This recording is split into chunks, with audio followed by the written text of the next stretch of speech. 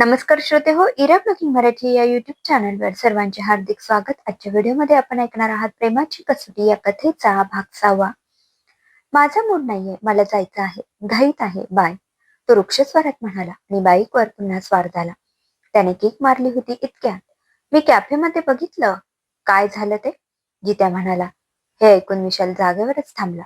या मुली अशाच असतात, इतर वेळी इक्वॅलिटीवर भाषण करतील, पण पैसे खर्च करायची वेळ आली की इक्वॅलिटीचं पिल्लू पोत्यात भरून ठेवतात. जी त्या बोलत होता. असं का बोलत आहे? त्याने विचारले.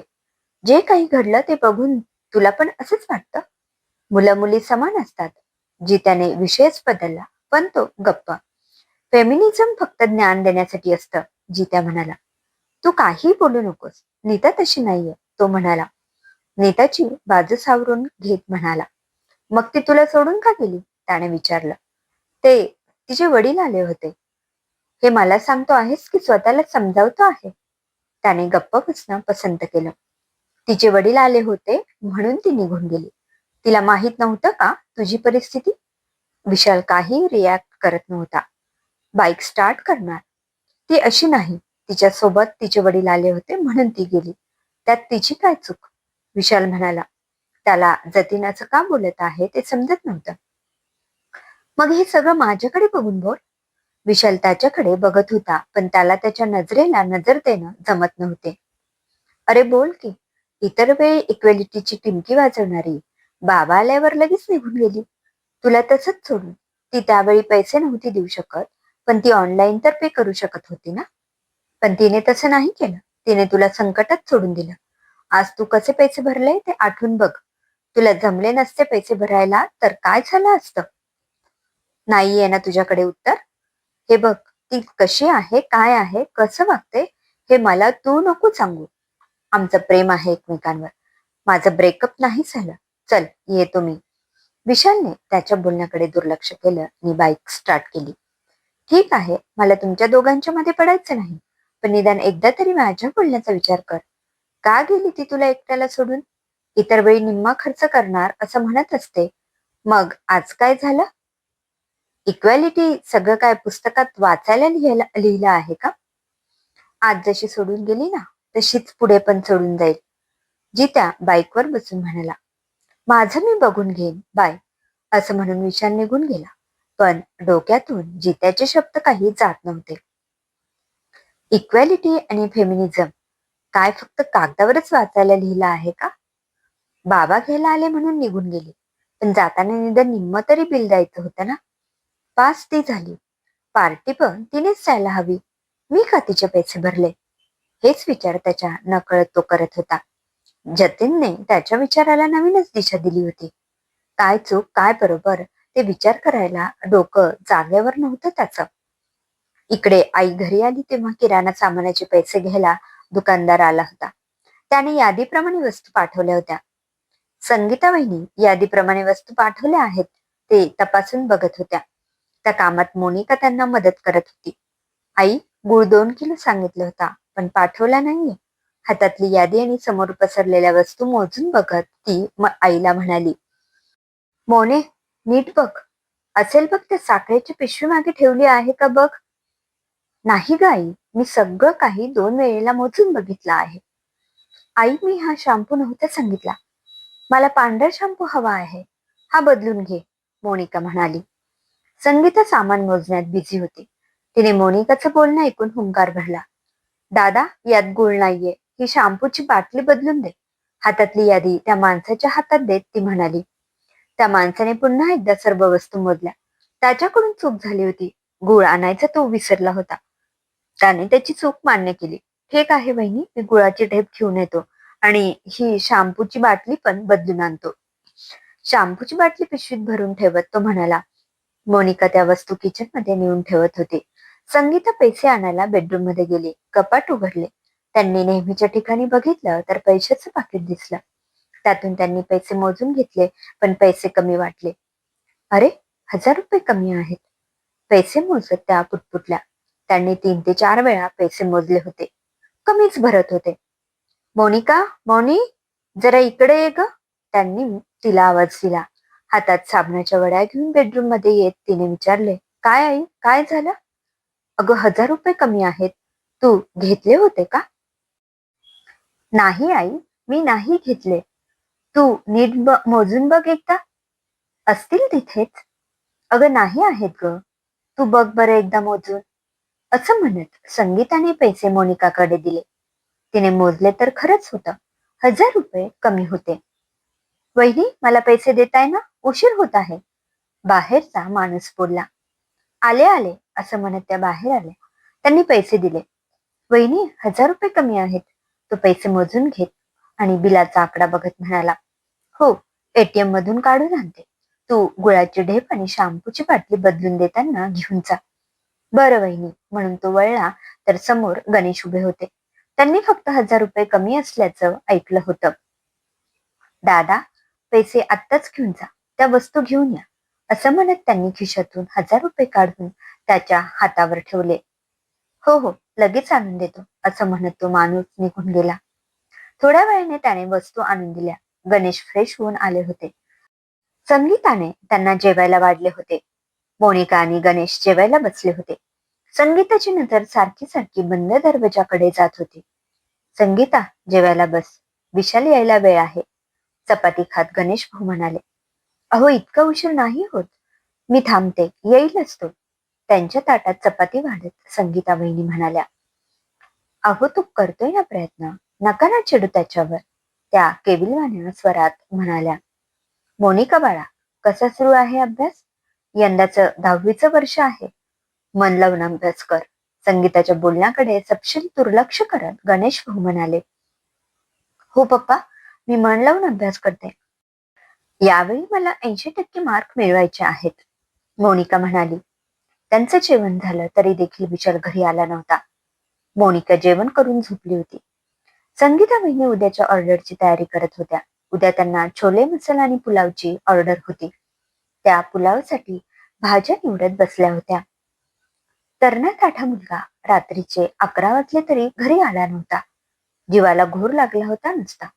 गणेशने खूप वेळा फोन लावण्याचा प्रयत्न केला, पण सतत एकच रेकॉर्ड वाजत होती. तुम्ही ज्या नंबरशी संपर्क करत आहात तो सध्या संपर्क क्षेत्राच्या बाहेर आहे. संगीता वहिनी कामात स्वतःचं मन रमवण्याचा प्रयत्न करत होत्या. मोनिका थोडा वेळ अभ्यास करत होती, पण सकाळी 6 वाजता तिला उठावं लागे. 7 वाजता तिचा क्लास असे. गणेशने तिला बळेत झोपी लावलं. ते तिला थोपटत होते. काही वेळातच तिला झोप लागली. संगीता, ते 1,000 रुपये कमी कसे असतील? मी तर नेहमीप्रमाणे किराणा मालाचे पैसे वेगळे पाकिटात भरून ठेवले होते. असतील हो तिथं, चुकून दुसऱ्या पाकिटात ठेवले असतील. सापडतील, त्या दिलासा देत म्हणाल्या. पण ही गोष्ट त्यांना देखील स्वतःला तितकीशी पटली नव्हती.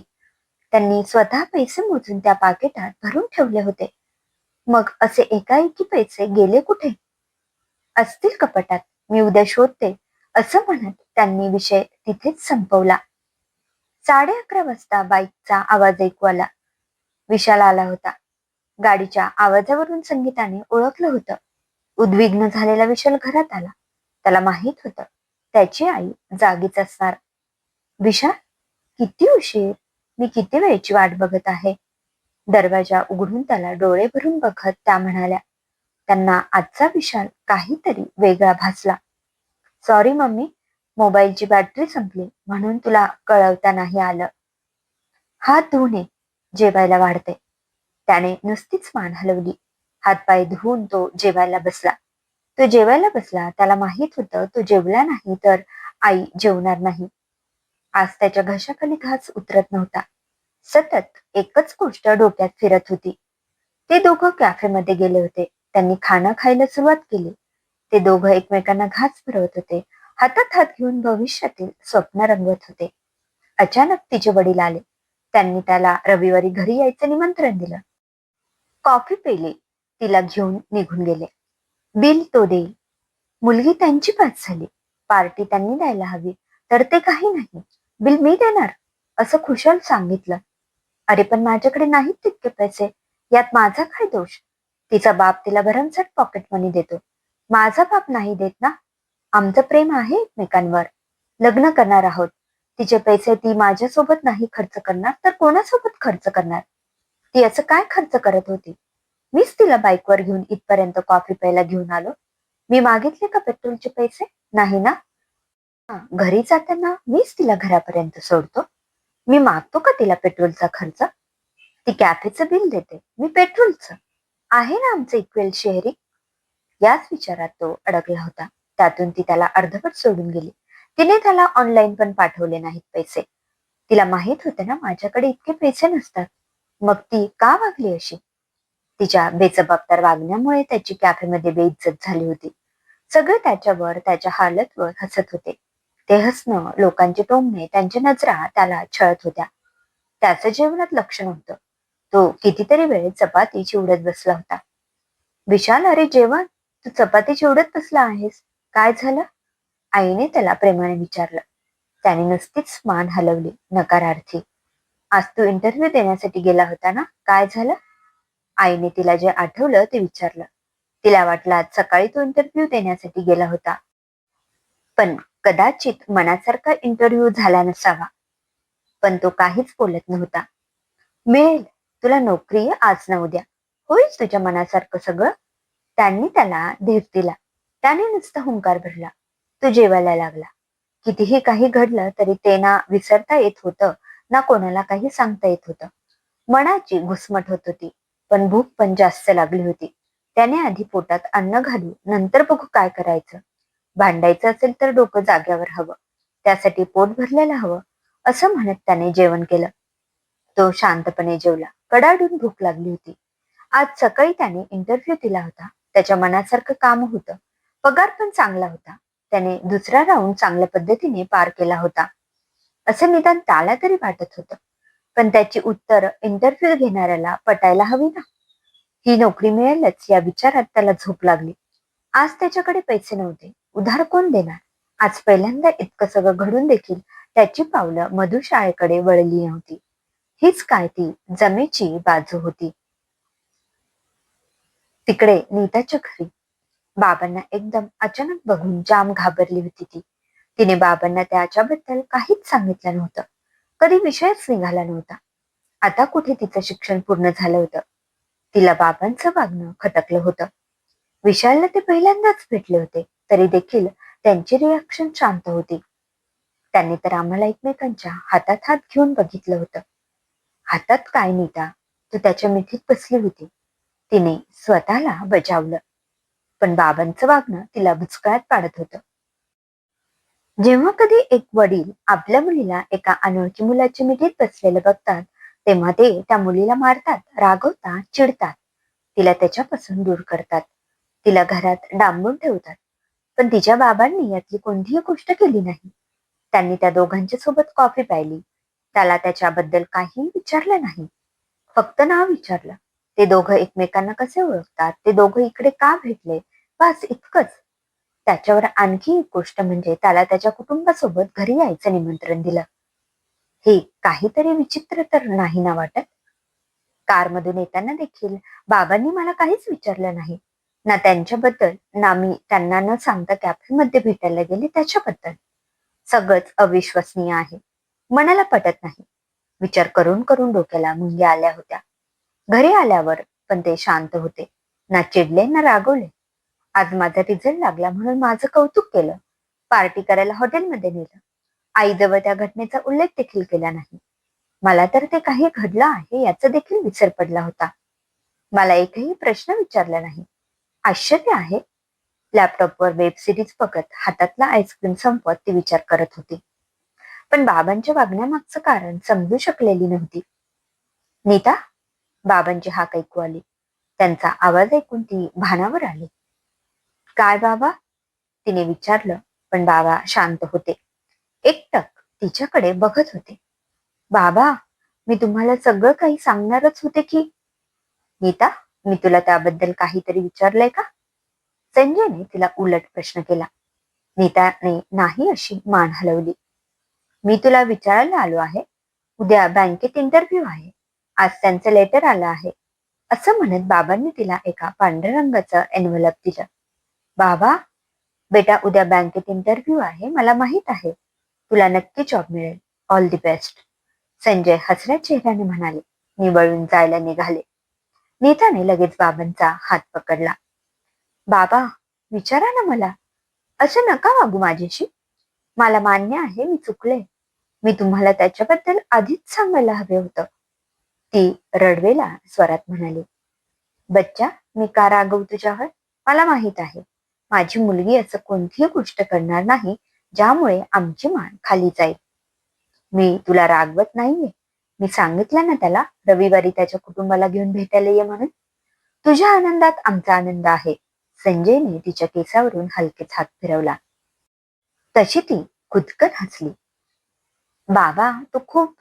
ती त्याच्याविषयी बोलायला सुरुवात करणार त्याआधीच, बच्चा तू कसा आहे हे मला तो स्वतः सांगू देत. तू उद्या बँकेत इंटरव्ह्यू देण्यासाठी जाणार आहे ना, त्याच्यावर लक्ष केंद्रित कर. संजयने तिला समजावलं. हा बाबा, तुम्ही काळजी नका करू. मी ही नोकरी मिळवणारच, ती उत्साहात म्हणाली. येस, माझा तुझ्यावर विश्वास आहे. बाबा, तुम्ही भेटाच त्याला. तुम्हाला पण आवडेल तो. तिने विशालचा विषय काढला. हो, तू स्वतःहूनच सांगेल कसा आहे तो. मला तुझ्या नजरेतून नाही पाहायचं त्याला. मला त्याच्या नजरेतून त्याला स्वतःला बघायचं आहे. चालेल ना? त्याने स्वतःची ओळख स्वतः करून दिलेली संजयने तिला उलट प्रश्न विचारला. येस बाबा, ती आनंदून म्हणाली.